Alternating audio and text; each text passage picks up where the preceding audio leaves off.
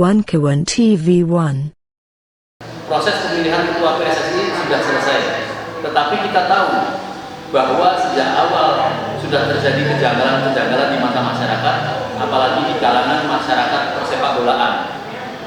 Pasalnya, perebutan ketua PSSI ini diperebutkan 2 menteri dan seorang pimpinan DPD. Padahal ini sekedar kegiatan olahraga atau memang profesi saja, atau lebih kental dengan politik. Padahal bila Presiden konsisten terhadap larangan rangkapan jabatan, ketua terpilih bisa mengakibatkan kehilangan jabatan menterinya. Tetapi tidak begitu bagi sang jagoan ET. ET ini Erick Thohir ya, bukan Edi Tansil, yang yakin tidak mungkin bosnya akan mendepaknya dan bahkan diprediksi pasti mendapat restu atau bahkan ini menjadi tugas. Pasalnya konon ketua yang disandangnya baru saja seusia jagung ya, atau seusia kecambah ya, yaitu sang ketua sudah terlibat rapat inten dengan pejabat otorita IKN dan merencanakan pembangunan pusat olahraga di sana. Nah, ya, ini sebuah kehebatan sang ketua ya, atau by design. Yang menjadi pertanyaan berikutnya, apakah calon lain itu betul-betul bertarung dengan sungguh-sungguh atau hanya sekedar pelengkap?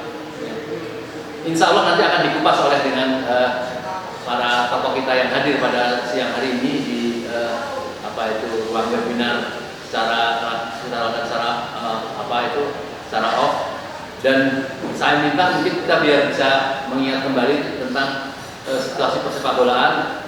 Bapak Sarman, Ketua Masyarakat Sepak Bola Indonesia, mungkin beberapa menit ke depan ini akan menyampaikan sesuatu. Kamu silakan Bapak Sarman. Baik, terima kasih. Assalamualaikum warahmatullahi wabarakatuh.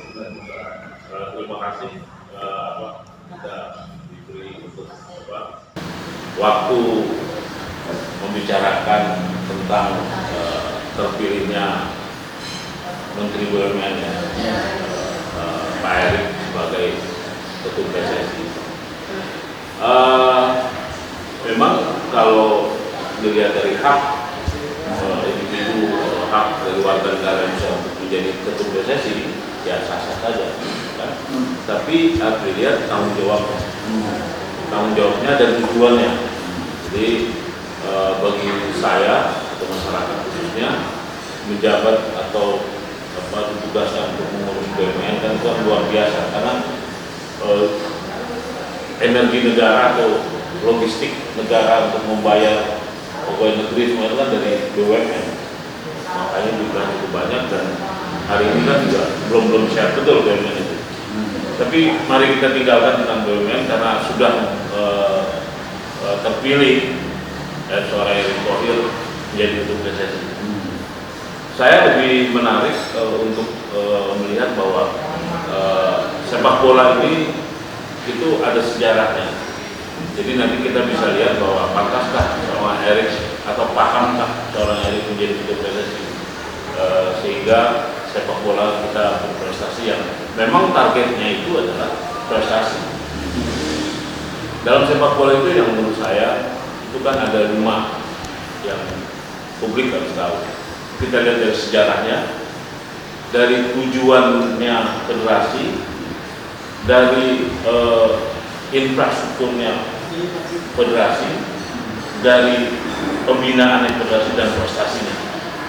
Nah, kalau dari sejarah sepak bola Indonesia itu tidak bisa dipungkiri satu organisasi ya, sebelum kita merdeka dulu ada satu organisasi yang tercatat di dunia internasional, yaitu sepak bola. Meskipun namanya masih Hindia Belanda. Nah, siapa yang mendaftarkan dan apa tujuannya? Jadi yang mendaftarkan federasi kita adalah almarhum Suratin. Beliau lama di Jerman dan tamatan Jerman, pulang ke Jawa Tengah, bukan yang mencari pekerjaan sesuai dengan disiplin ilmunya, tapi karena dia lihat banyak klub-klub bola yang di Jawa Tengah itu yang saat itu sangat menjamu dan sangat disenangi oleh pribumi. Nah, Pak Suratin melihat kok klub-klub ini hanya bertanding dengan mereka, tidak seperti klub federasi penjajah namanya itu. Pak Suratin punya inisiatif dan itu adalah awal daripada terbentuknya negara kita. Jadi Pak Suratin berangkat ke Paris untuk mendaftarkan diri sebagai anggota FIFA. Jadi singkatnya adalah dia mendaftar dan diterima oleh FIFA saat itu.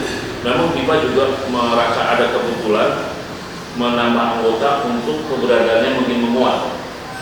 Kita lihat apa persyaratan kenapa FIFA bisa menerima Suratin dan memberikan dia sebagai anggota FIFA adalah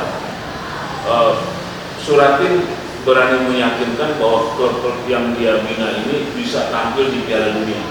Karena waktu itu yang saya baca sejarahnya, oke, kami terima sebagai anggota kami di tahun 1930, ya, tapi ada syarat-syarat yang harus kamu penuhi dan komitmen dengan kami, yaitu adalah harus ikut event Piala Dunia 4 tahunan. Okay? Dan waktu itu juga pendaftaran yang dilakukan oleh Suratin dalam sejarah tidak tercatat siapa yang menemani Suratin. Ya, siapa yang menemani Suratin, tidak ada catatan di dalam negeri atau di manapun ya.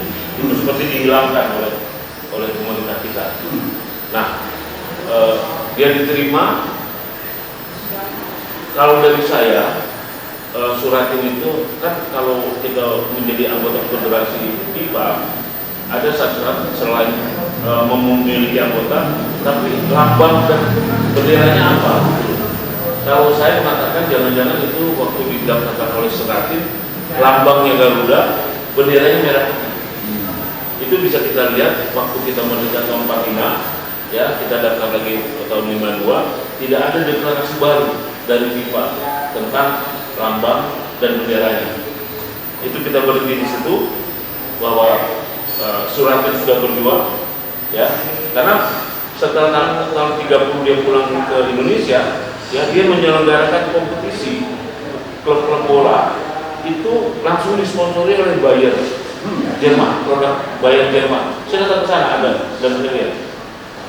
Dan dibuktikan oleh Suratin tahun 38, ya, tercatat oleh FIFA yang sekarang dikatakan itu Indonesia. Waktu itu namanya India Belanda, ya kan, di Perancis penyelenggaraan itu. Ya sayangnya memang kita nggak masuk ke babak berikutnya karena yang berangkat ini bukan pemain bola lagi, gitu loh, para diplomatik, gitu loh. Makanya orang bilang ini menuju kita merdeka. Kita sikapkan saja ya tentang sejarah itu. Tapi ada satu yang betul-betul dibuat Suratin saat itu adalah bahwa federasi ini sama dengan federasi seluruh dunia. Statuta dasarnya yaitu federasi tidak boleh dikuasai oleh kelompok dan perseorangan. Itu. Nah sama tuh dengan 209 yang lain. Nanti kita hubungkan dengan Erik dan Pilihan ini. Itu satu sejarahnya. Kedua, tujuan federasi, ya, untuk bangsa yang merdeka Indonesia itu sama yang dikatakan oleh Soekarno waktu mendaftarkan kembali. Ya. Dia harus menjadi alat pemersatu, ya, alat pemersatu dari Sabang sampai Merauke. Makanya sejarahnya Soekarno itu sangat bangga, ya, kalau keluar negeri membawa timnas Indonesia. Ya. Nah, itu sejarahnya. Jadi tujuannya untuk mempersatukan. Dan lebih hebat lagi, ya, jersey daripada timnas kita sampai hari ini tuh tercatat merah putih. Tapi pada kenyataannya sekarang kita lihat kenyataan ini, kita bisa putih hijau, bisa merah-merah, bahkan bisa hitam-hitam. Jadi federasi ini sudah melupakan daripada sejarahnya dan tujuannya. Oke. Kita melangkah lagi kepada infrastruktur. Infrastruktur yang ada sampai hari ini, itu kan, kalau kita ke daerah-daerah itu adalah sisa daripada Belanda. ya kan? Adapun banyak bangunan yang komersil. Jadi infrastruktur yang ada hari ini banyak dikuasai oleh pengusaha dan Pemda. Pembinaan, kalau kita katakan pembinaan, Indonesia sampai hari ini kalau kita turun di setiap provinsi orang bermain sepak bola. Turun di Papua orang bermain sepak bola, di Kalimantan. Nah, ada apa dengan pembinaan kita? Pembinaan kita itu berhenti karena apa? Karena federasinya yang sudah melenceng daripada tujuan. Ya. Kalau orang bilang kita harus mengirim, kalau kita mau bagus timnas kita harus belajar ke Eropa, ya kan? Nah, kalau kita belajar ke Eropa, ya pertanyaannya, adakah negara-negara miskin yang di Afrika atau di Amerika Latin, ya, yang setiap 4 tahun sekali ikut Piala Dunia? Kan nggak ada. Nah, itu berarti membohongi masyarakat juga, ya kan? Bahwa terciptanya prestasi timnas itu memang harus disesuaikan dengan apa? Lokalisme, harus disesuaikan dengan budaya. Bahkan kalau orang luar mengatakan sepak bola kita adalah sepak bola yang berkekuatan seperti pulau yang tersebar, ya. Atau kita kasih contoh, kalau Indonesia ingin mendapatkan striker tangguh kuat, seleksilah di Papua. Kalau ingin mendapatkan back fokus keras dan kuat, ada beberapa pulau, diantaranya Sumatera dan Sulawesi. Kalau memang kita sudah fokus terhadap prestasi kita, konsentrasilah di satu pulau, namanya Pulau Maluku. Anda ingin pasti mendapatkan tim sekuat-kuat kelas dunia, dan mereka semua berkumpul di Pulau Jawa. Ya, jadi ada 5. Nah, kalau masalah nanti kenapa tadi Maluku tadi kenapa? karena badannya memang badan olahragawan dia, diciptakan oleh alamnya, ada pegunungan, ada laut, VO max yang orang bilang napas itu, yo udah tercipta di sana.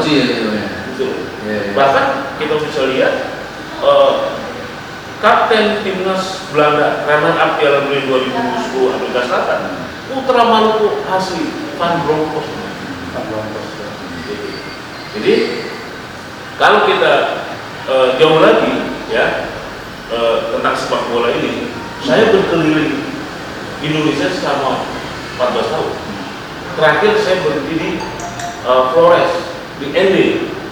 Setelah saya coba-coba lihat, oh tahunya sepak bola itu sesuai dengan dasar negara kita atau ideologi kita, yaitu apa namanya, Pancasila. Nah, Pancasila ini sebenarnya memang ideologi daripada yang paling cocok untuk sepak bola kita, karena sepak bola itu ada 5 dasar. Saya geser sedikit nggak apa ya, ini kita buka. 5 dasar itu adalah dia dari kontrol, dribble, passing, shooting, dan heading. 5 dasar ini harus dikuasai oleh anak kita kalau mau masuk timnas. Kontrol itu 8 sampai 10 tahun. Dribble membawa bola itu 10 sampai 12. Dia baru bisa passing 12 14 karena sesuai dengan kekuatan fisiknya. Baru shooting 14 16. Dan terakhir adalah heading. Nah, heading ini. Nah, kalau saya gambarkan dengan, karena saya terakhir di ND, Pancasila kita, ya, kan ketuhanan yang Maha Esa, kemanusiaan yang beradab, persatuan Indonesia, musyawarah mufakat, dan keadilan sosial. Mari kita bawa pemikiran kita ke Amerika Latin. Saya datang ke Amerika Latin berkali-kali. Apa yang saya dapatkan di Amerika Latin? Anak-anak itu bermain.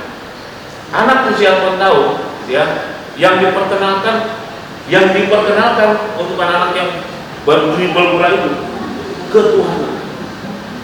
Dia cross dia, yakin dia dengan Tuhan. Itu 8-10. Kalau kita lompat, langsung dia masuk timnas.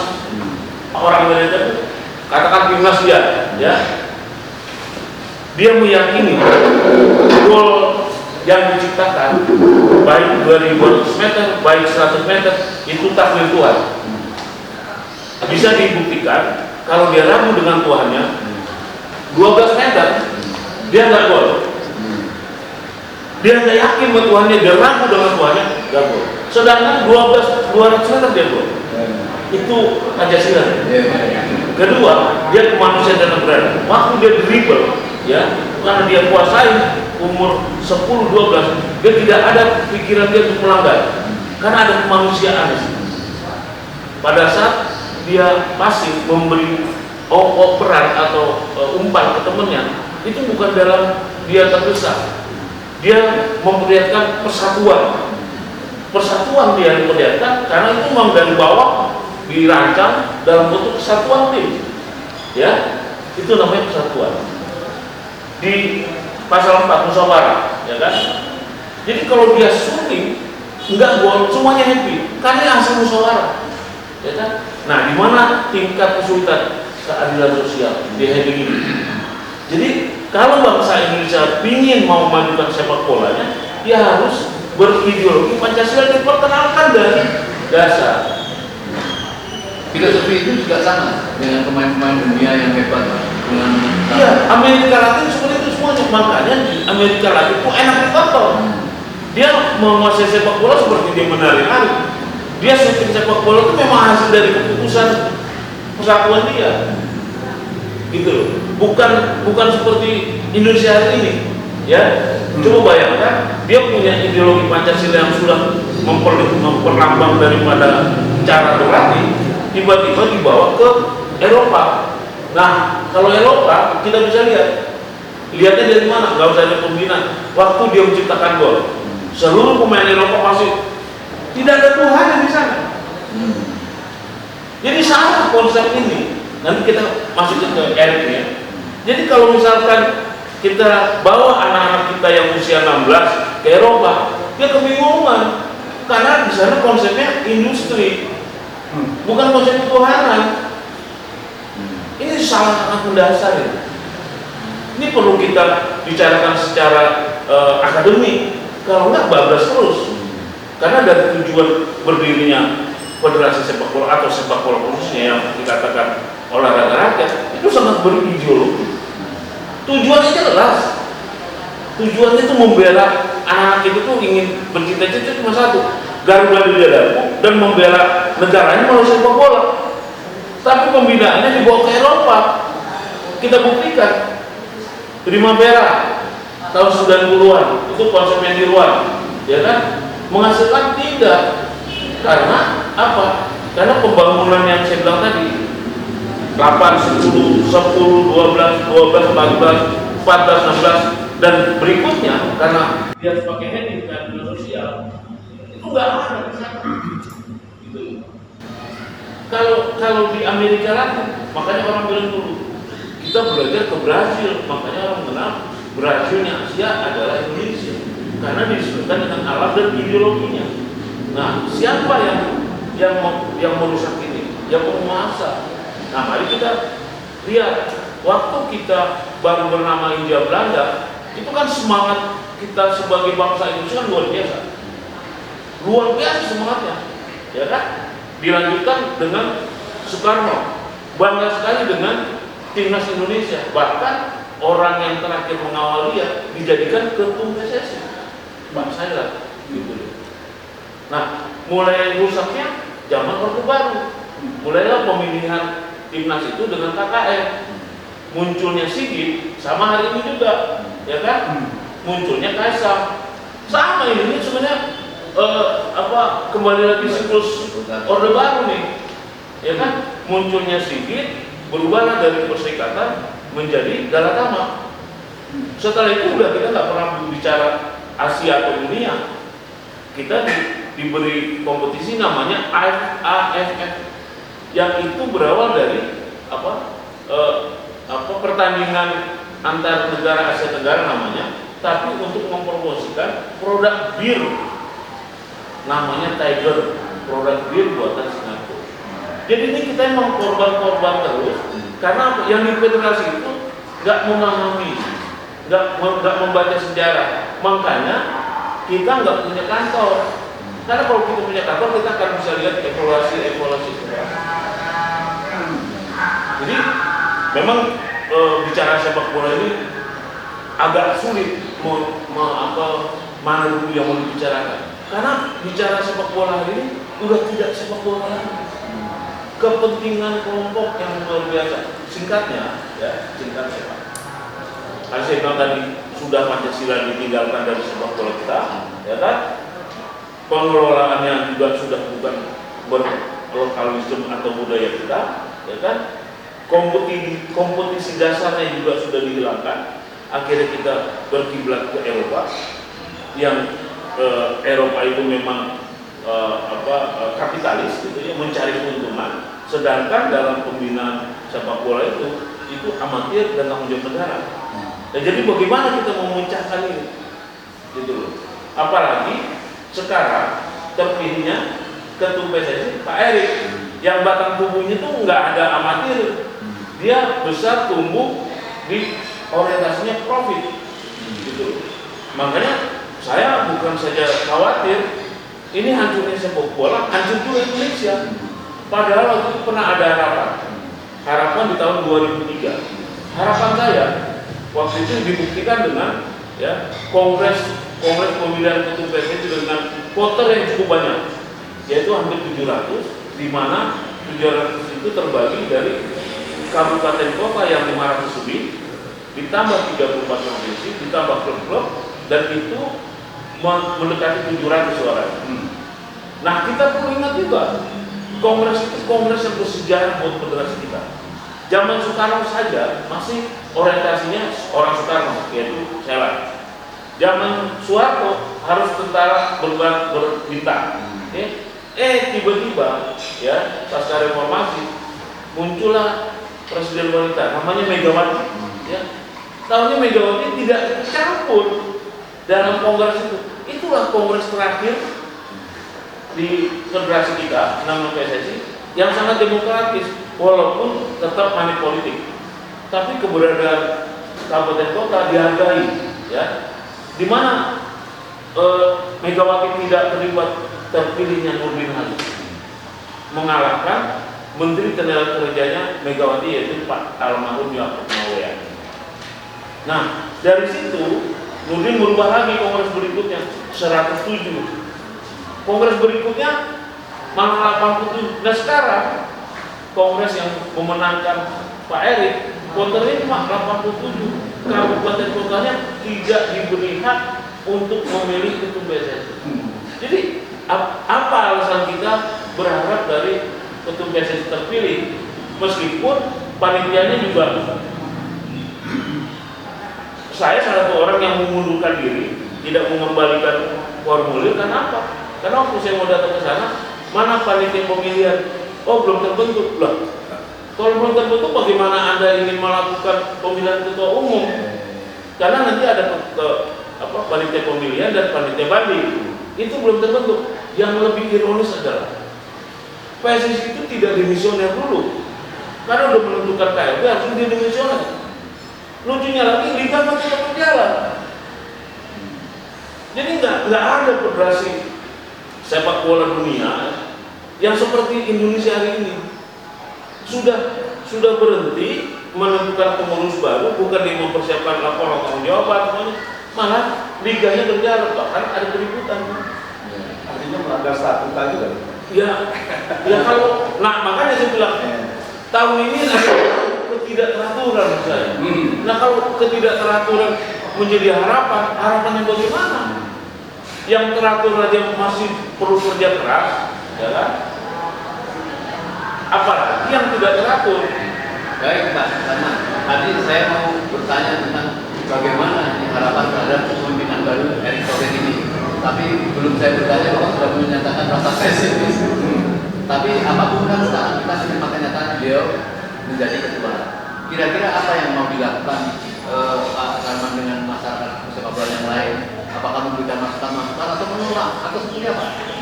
Ya kan kita sebagai masyarakat pertama kali harus objektif. Dasar pikiran itu harus objektif ya. Nah, objektifnya apa?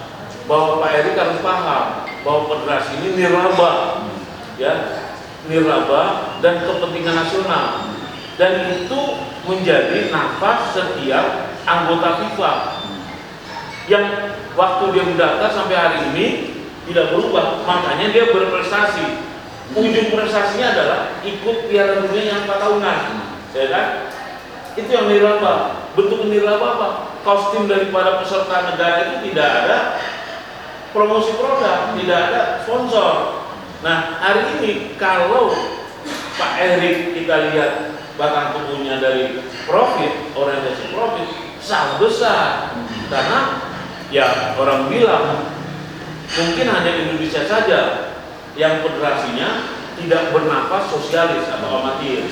Karena setiap negara anggota PIBA itu ada dua ideologinya, ideologi amatir dan kapitalis. Siapa kapitalis? Kapitalis itu adalah profit orientasinya. Makanya kemarin saya berharap kalau anggapan saya Pak Erik inilah yang mengelola liga profesional kita. Itulah tempat dia di profit orientasinya. Nah sekarang diambil di nirlabanya. Ini akan menjadi tertawa seluruh dunia. Makanya kita ini kadang-kadang ya, saya baru pulang dari Jepang, 2 minggu saya di Jepang. Ada satu pertanyaan kawan saya, Sarman, kamu nggak mendaftar ke PSSI ya? Ya, kita ke Jepang yuk. Saya berangkat ke sana. Saya datang ke Kobe, ke Osaka, ke Kyoto, ke Yokohama, Kyushu, yang saat itu badai salju. Tapi kalau saya bilang, Sarman kuat. Saya bilang kuat, nggak ada masalah. Kenapa ada bawa saya? Untuk membuktikan saya. Sepak bola Jepang dibangun dengan banyak kekurangan, yaitu apa? Alam. Kami hanya berlatih 5 bahkan 6 bulan itu sudah maksimal. Anda, ya sepak bola Anda itu memang sudah didukung dari semuanya, terutama alam. Anda bisa berlatih 12 bulan. Itu poin yang kemarin di Jepang. Walaupun saya sudah 4 kali ke sana, memang melihat sepak bola perkembangan Jepang itu terus meningkat. Makanya dia punya cita-cita, dream namanya, tuan rumah tahun 2050 dan juara dunia. Karena dia udah tahu kesulitan untuk menjadi juara dunia itu, ya alam udah tahu. Ada lagi satu lagi, dia tidak bisa menciptakan karakter striker. Karena budaya mereka itu budaya kalau di sini bahasanya nggak enakan. Dia sumimasen. Nah dia butuh pemain yang egois. Mohon maaf seperti orang Papua, karakter gitu. Dia pengen orang yang fokus keras. Nah makanya dia butuh tahun 2050. Nah saya baru datang ke sana, baru saya kembali.